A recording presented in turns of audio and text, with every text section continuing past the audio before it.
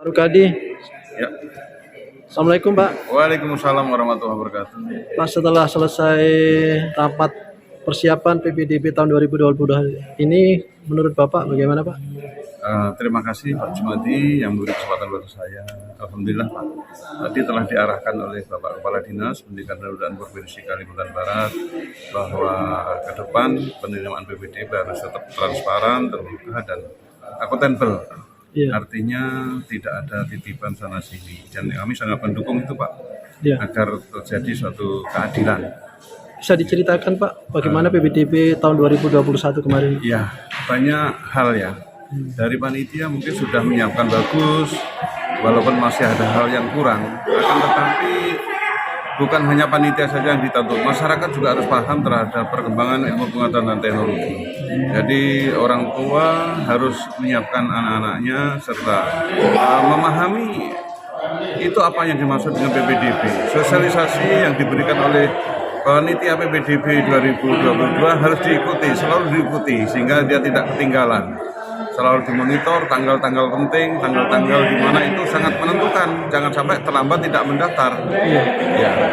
Apa harapan kita Pak? Kan kita tadi diarahkan oleh Kepala Dinas untuk tidak usah membantu siapapun. Bagaimana Pak? Kira-kira apakah bisa diaplikasikan nih? Saya yakin bisa diaplikasikan dengan soliditas tim ya. Iya. Kita harus solid dan bahwa kita adalah akan memberikan pelayanan yang terbaik untuk masyarakat. Kita tidak boleh merugikan siapapun, maka kita harus berlaku adil dan jujur ya sebagai seorang panitia. Dan harapan saya dan saya optimis PPDB untuk 2022 akan lebih baik lagi daripada tahun yang lalu karena hari ini telah kita evaluasi, kita temukan persoalannya dan akan diambil tindakan untuk perbaikan di ke depan. Servernya, panitianya dan perlu orang-orang yang memang mempunyai kekuatan dan visi ke depan lebih baik Pak. Iya. Pak, kalau tahun lalu kan rasio antara zonasi dengan prestasi itu kan 30 ya Pak ya? Ya, untuk zonasi tahun lalu 50 Pak. Tadi ada usulan dari Bapak Kepala Dinas, mudah-mudahan menjadi perhatian untuk Bapak Direktur SMA di Jakarta Pak. Untuk prestasi juga mendapat tambah porsi. Ya karena memang sekolah ini kalau anaknya merasa berprestasi inginnya di sekolah favorit. Padahal semua sekolah itu akan menjadi sekolah favorit Pak. Kuncinya kepala sekolahnya, gurunya, sarannya itu kompak. Ekosistem yang ada di sekolah itu mempunyai satu misi, ingin memajukan sekolahnya.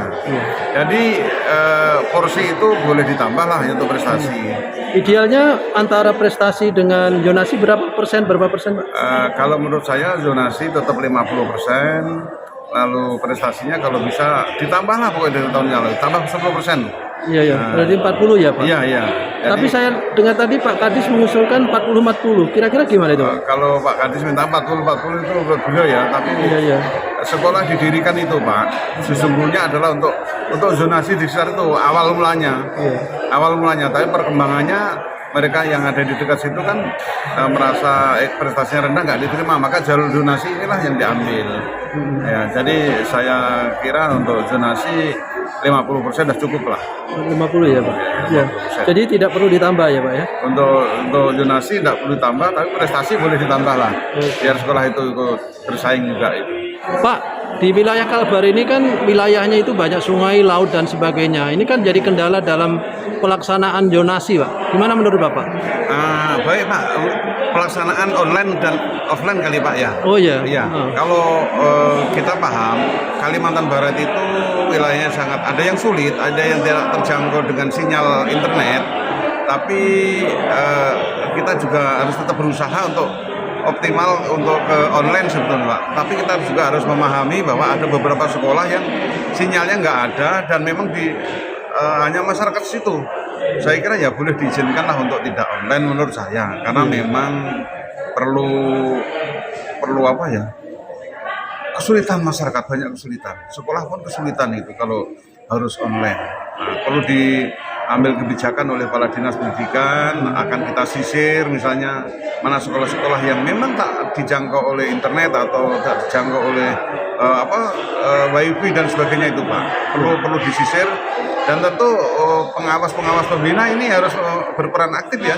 Karena pengawas pengawas-pengawas itu yang tahu di mana lokasi sekolah ini, di mana kesulitannya, terutama sinyal yang nggak ada itu pengawas kalau turun ke lapangan tahu Pak, karena kita kalau datang ke lapangan ke sekolah itu nggak bisa hubungi, kalau sudah di daerah nggak bisa hubungi keluarga Pak, karena memang sinyal nggak ada.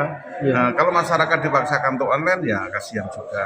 Tentu ada sekolah yang menggunakan jalur masih jalur lama lah gitu. Iya, gitu ya Pak ya. Iya. Baik Pak, terima kasih. Mudah-mudahan tahun 2022 nanti PPDB-nya lebih baik Pak. Amin, dan saya sangat dukung dan setuju. Mudah-mudahan PPDB dari tahun ke tahun selalu meningkat dan lebih baik lagi. Assalamualaikum warahmatullahi wabarakatuh. Waalaikumsalam warahmatullahi wabarakatuh.